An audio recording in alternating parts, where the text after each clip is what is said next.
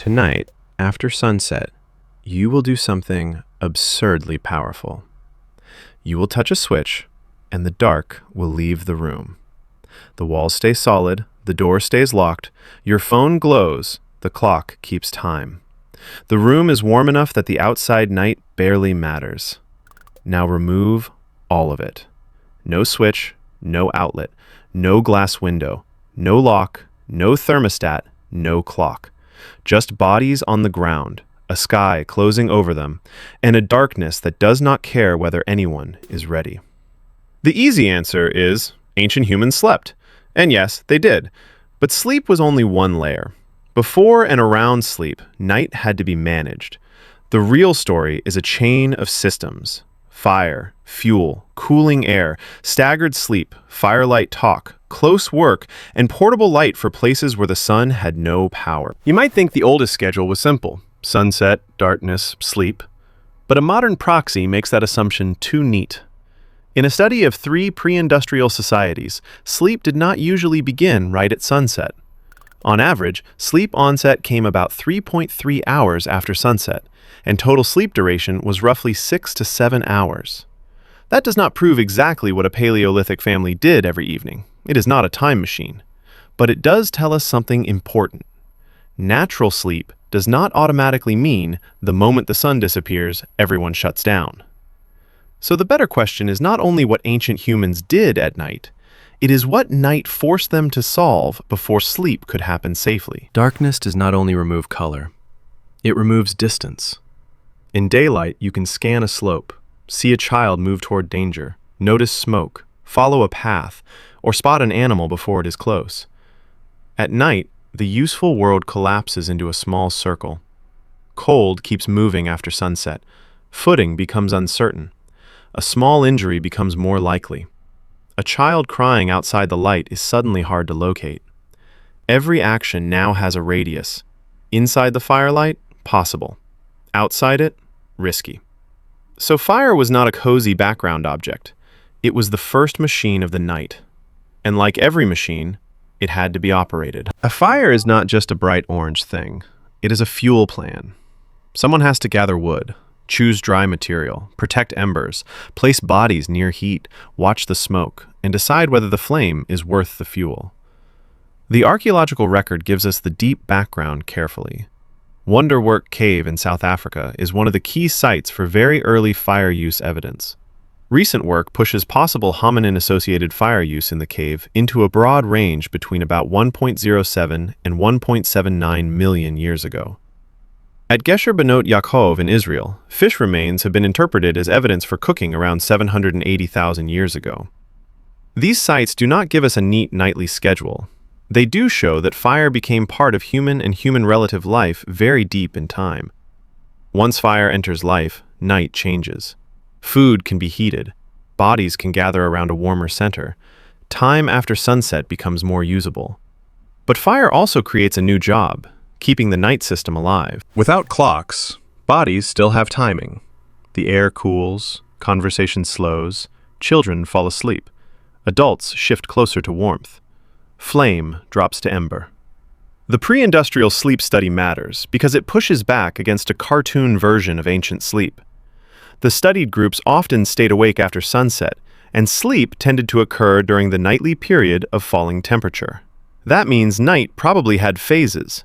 First, a lit and social evening, then a deeper sleep period, then waking near the coldest part of the night or before sunrise. Not the same everywhere, not a universal schedule, but a rhythm shaped by bodies, temperature, and group life. And even when the group slept, it may not have slept like one single body. Imagine the fire shrinking. One older person is awake. A younger adult turns over. A child coughs. Someone rises to move a branch. No one planned a formal shift, but the camp is not completely unconscious. A Hadza study gives this idea a measurable shape. Over 20 days of observation, all subjects were simultaneously scored as asleep for only 18 minutes in total. In 99.8% of sampled night epochs, at least one person was awake or in light sleep. That does not mean ancient groups had guards with schedules. The safer claim is more interesting. Variation itself can become useful. Different ages, different chronotypes, broken sleep, and fire tending can create loose coverage. Night safety may not have required everyone to stay alert. It may have required the group not to fall asleep in exactly the same way at exactly the same time. Now look at the people who are still awake. They are not only guarding the edge of the light, they are looking at faces. Daytime talk often has work attached to it. Where to go, what to gather, who did what needs fixing. At night, around a fire, the pressure changes. Hands are freer. Eyes turn inward. The dark hides the wider world and makes the small circle feel intense. This is where Polly Wiesner's study of Zhenhuanxi Firelight Talk becomes powerful. Comparing 174 day and nighttime conversations plus 68 translated texts, the study found that day talk centered more on practical matters and social regulation, while firelit night talk moved more towards stories, imagination, ritual, relationships, and distant networks. This is not a recording of the Paleolithic, but it gives us a mechanism. Firelight does not only extend work, it changes attention. It makes a group sit in a circle and share things that do not need to be solved before morning. At night, humans may have protected the fire, but the fire also protected memory. Of course, no one should imagine every night as a storytelling ceremony. Hunger still existed, wet hides still had to dry, a broken tool did not repair itself because the sun went down. A cautious reconstruction would include selected work near the flame: cooking, drying, scraping, repairing, sorting, teaching a child how a hand motion works. These are tasks that fit a small, bright circle. They do not require seeing a whole landscape.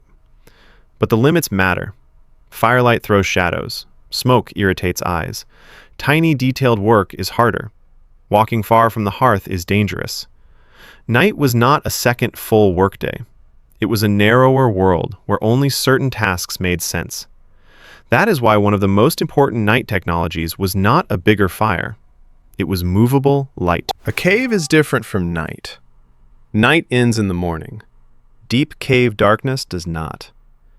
If humans wanted to move, mark walls, explore, or build far beyond the entrance, they needed to carry a small piece of controlled fire with them. Experimental archaeology shows why the type of light mattered. Paleolithic lighting systems included wooden torches, portable grease lamps, and fireplaces. In cave lighting experiments, torches were useful for movement, but they burned for limited time, needed attention, and produced smoke. Grease lamps were better for steadier local light. Fireplaces created larger lit areas, but only where fuel, smoke, and space allowed. Bruniquel Cave in France pushes the image further. Neanderthal-associated structures were found about 336 meters from the cave entrance and dated to about 176,500 years ago, in a place daylight could not reach. This does not prove a nighttime scene. It proves something just as important. Ancient humans and their relatives learned to manage darkness as an environment. This is where the modern light switch starts to feel less ordinary. Later historical records describe sleep in a way many modern people find strange. First sleep, then a period of wakefulness, then second sleep. Historian A. Roger Ekirch has written about segmented sleep in pre-industrial societies, and those records remind us that one solid block of sleep is not the only documented human pattern. A laboratory study by Thomas Vare gives the idea another angle. Under long, dark, short photoperiod conditions, human sleep can become biphasic. But this is where we have to be careful. This does not prove that all ancient humans slept in 2 shifts. It does not mean waking at 2 a.m. is always healthy, ancestral, or desirable. Recent reassessments also warn against turning segmented sleep into a simple, lost paradise. The safer conclusion is sharper anyway. Light changes the night, and when the night changes, sleep, thought, and social life can change with it. So what did ancient humans do at night? The honest answer has layers.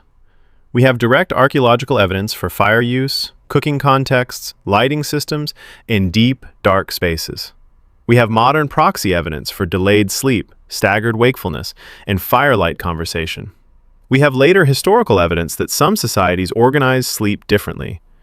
And then we have cautious reconstruction for ordinary human details: tending embers, calming children, repairing tools, drying materials, telling stories, listening for trouble. The exact schedule is gone. the pressures are not. Darkness, cold, fuel, sleep, fear, memory, and movement all leave traces in the systems people built around them. Now return to the switch. It looks modern because it uses electricity, but its job is ancient. The lamp replaces the fire's light. The thermostat replaces the hearth's warmth. The lock and alarm replace part of the watch. The phone replaces a circle of voices, stories, warnings, and distant people. Ancient humans did sleep at night, but before and around sleep, they managed a world that wanted to shrink to black. They fed fire. They watched unevenly. They talked. They remembered. They worked close to the flame. They carried light into places where the sun had no power. We did not simply conquer the ancient night. We automated it. And most nights, we do it with one finger, without noticing what disappeared.